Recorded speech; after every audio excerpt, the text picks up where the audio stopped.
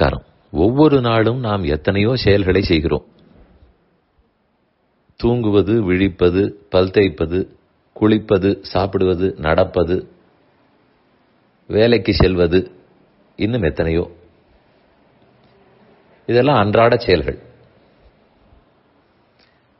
ஆனால் சாஸ்திரங்களின் பார்வையில்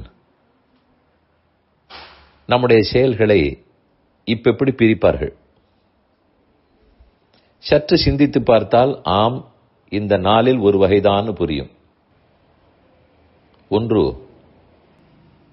அனர்த்த சாதக செயல்கள். அதாவது இதனால் ஏதோ தீமை ஏற்படும்.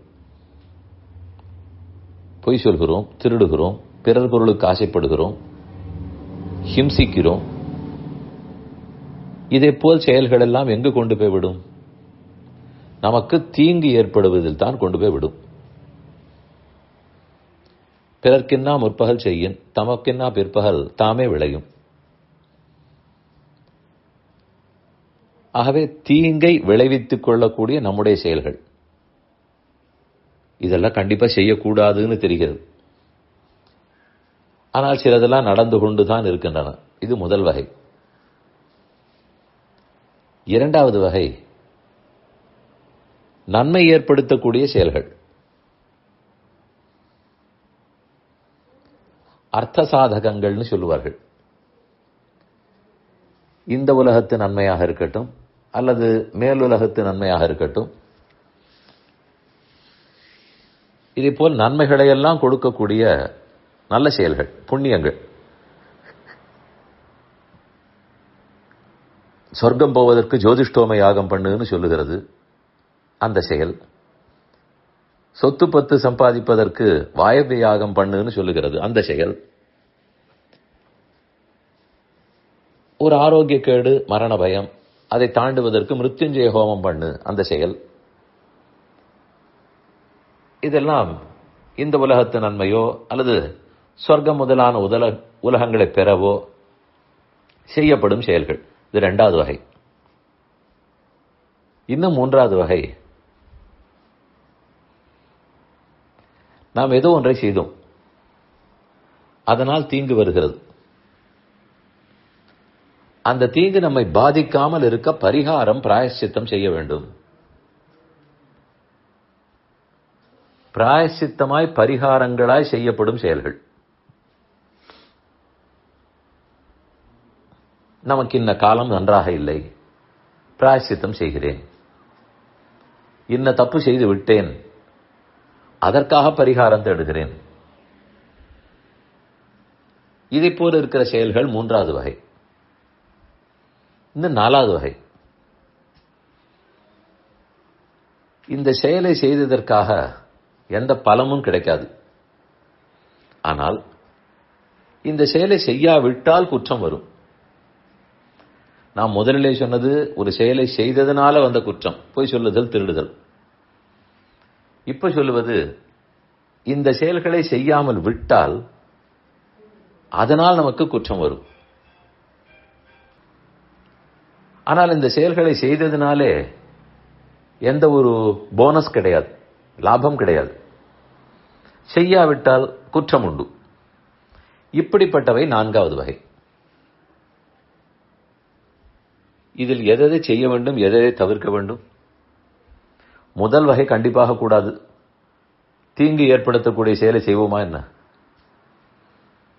இரண்டாவது வகை, காமிய கர்மங்கள். இந்த பலன் அந்த பலன் என்பதற்காக செய்யப்படுபவை. தவிர்க்க முடிந்தால் சரி, கொஞ்ச நாள் செய்வோம். வயசாக வயசாக இன்னும் எத்தனையோ புண்ணியங்களை சேர்த்து இந்த பலன் அந்த பலன் பார்த்து என்ன செய்ய போகிறோம்? முக்தி அடைய வேண்டும் என்ற ஆசை வந்துவிடும். அதனால இரண்டாவதையும் விடுவதற்கு முடியும். மூன்றாவது, பரிகாரம் செய்து பார்க்கலாம். ஆனால் அந்த பரிகாரம், பிராயச்சித்தம் செய்யும் போதே இன்னொரு குற்றம் வந்து விட்டால் அதையாவது ஒழுங்காக செய்ய வேண்டுமே. தப்பு பண்ணிவிட்டு அதற்கு பரிகாரம் தேடுவதை விட தப்பே பண்ணாமல் இருக்கலாம். தப்பு பண்ணி இருக்கிறோம்னால் அறிந்து செய்தால்தான் குற்றம். அறியாமல் செய்திருந்தால் பெருமான் மன்னித்து விடுவார். அறிந்து செய்தாலும் ஐயோ செய்து விட்டோமேன்னு வருந்தினாலும் மன்னிப்பார். இதெல்லாமே நமக்கு பெரியதாகப்பட்டுவிடும்.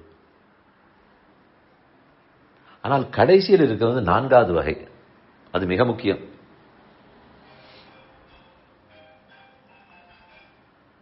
இனத்தை செய்ததற்காக பலன் கிடைக்காது.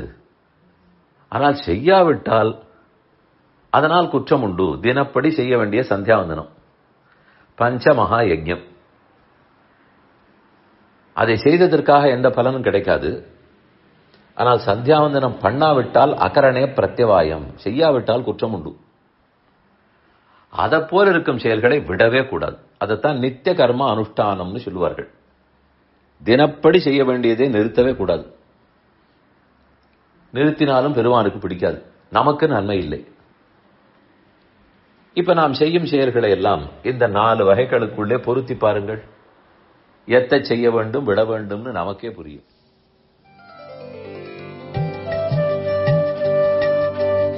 இந்த என் பணி ஆடியோவை உங்களுக்காக வழங்கியவர் வேலுக்குடி ஸ்ரீ கிருஷ்ணன் சுவாமி. இந்த ஆடியோவை தினமும் உங்கள் மொபைலில் பெற கிஞ்சித் என் பணி KINCHITENPANI